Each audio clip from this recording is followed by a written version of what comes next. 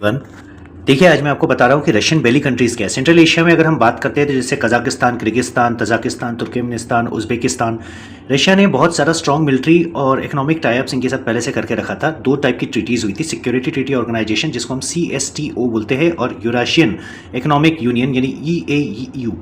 अब ये जो सेंट्रल एशिया है ये थोड़ा सा कनेक्टिविटी यूरोप के साथ भी है और बाकी के मिडिल ईस्ट के साथ भी होता है। मिडिल ईस्ट तो मैं बोलूँगा नहीं, इसको सेंट्रल एशिया बोलूँगा। अब चाइना का ग्रोइंग इन्फ्लुएंस कैसा हो रहा है? चाइना बोलता है कि भैया अगर आपको पैसा चाहिए, आपके पास इतने सारे रिसोर्सेज है, तेल है, तो आप कैसे निकालेंगे? आप लैंड लॉक कंट्रीज़ है बहुत सारे, तो मैं आपके यहाँ पे पाइपलाइंस फिट कर दूंगा, हैवी इन्वेस्टमेंट करूँगा।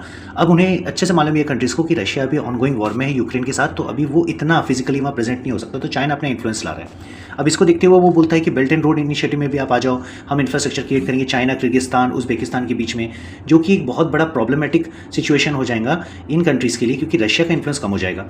अब यहाँ पे सिक्योरिटी कंसर्न्स है, ये बोलता है चाइना कि मैं हथियार भी दूंगा और आपको शंघाई कॉर्पोरेशन ऑर्गेनाइजेशन में शामिल कर लेता हूँ सेंट्रल एशियन कंट्रीज़ को।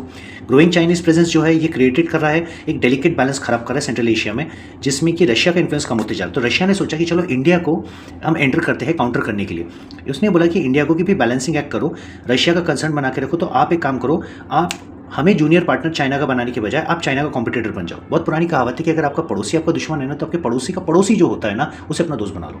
ये सबसे बड़ी बात है, तो इंडिया ने वही किया। इंडिया और रशिया यही कर रहा है क्योंकि इंडिया रशिया को मालूम है अच्छे से कि चाइना इंडिया की बनती नहीं है। तो भाई चाइना अगर रशिया पे अगर इतना ज़्यादा हावी हो रहा है तो उसने बोला चले काम करते हैं, इसका जो पड़ोसी है ना उसको अपना दोस्त बनाते हैं और उसको खड़ा कर देते हैं, तो फिर चाइना कुछ नहीं कर सकता। अब यहाँ पे डिफेंस और एंटी टेररिज्म में क्या है, वहाँ पर उइगर मुस्लिम्स बहुत सारे हैं जो वहाँ पे जाके बस गए और रशिया को ये डर है कि इनके चक्कर में रशिया के और टुकड़े ना हो जाए, जैसे यूएसएसआर में 1991 में हुआ था।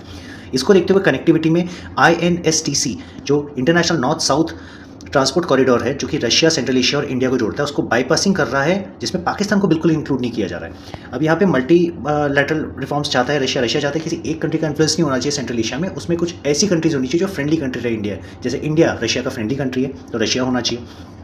देखते हैं अभी क्या होता है, मगर रशिया ने चाइना के सामने इंडिया को इंट्रोड्यूस कर दिया है और यहाँ पर इंडिया और चाइना का हेवी इन्वेस्टमेंट में बहुत बड़ा क्लैश होने वाला है, जो कि सेंट्रल एशिया में या तो चाइना को बेल्ट एंड रोड इनिशिएटिव बनाने देगा या तो फिर आईएनएसटीसी का जो प्रोजेक्ट है इंडिया को वो बनाने की देगा। वैसे फ़ायदा सेंट्रल एशिया का ही है क्योंकि दोनों ही हैवी इकोनॉमीज़ है, अगर किसी के साथ भी जाता है तो फ़ायदे में है, मगर एज एन इंडियन मैं चाहूँगा कि वो इंडिया के साथ आए, क्योंकि अगर ये चाइना के साथ जाता है तो चाइना पाकिस्तान को इंट्रोड्यूस कर लेगा। मैंने आर्टिकल पूरा दिया हुआ है डिस्क्रिप्शन बॉक्स में, आप उसे पढ़ सकते हैं, साथ में मैं इसकी स्लाइड्स भी दी है। स्लाइड्स जगह आप डिस्क्रिप्शन बॉक्स पढ़ लीजिए, अच्छी किताबें पढ़िए और अपने आप को हमेशा अपडेट करके रखिए, और कुछ अगर इसमें अपडेट आता है तो मैं डेफिनेटली आपको बताऊंगा। धन्यवाद।